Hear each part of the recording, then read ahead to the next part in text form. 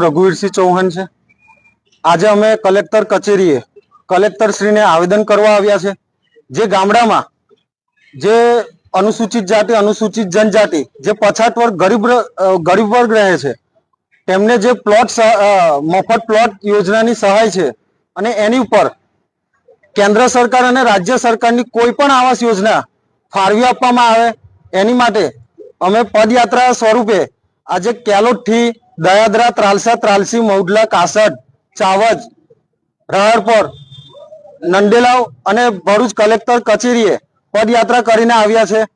અમારો આવનારા દિવસોમાં ફક્ત આવેદન પત્ર આપવું નથી, આવનારા દિવસોમાં દરેક ગ્રામ પંચાયતોમાં જે પણ ગરીબ વર્ગ પછાત વર્ગ છે એમને આવાસ મળે અને મફત પ્લોટ મળે અને ત્યારબાદ દરેક કાર્યવાહી થાય અને એ ગરીબ વર્ગને પછાત વર્ગને સનદ મળે એની માટે કાર્યવાહી કરીશું। દરેકની નામજોગ અરજી દરેક ગ્રામ પંચાયતમાં આપવાના છે।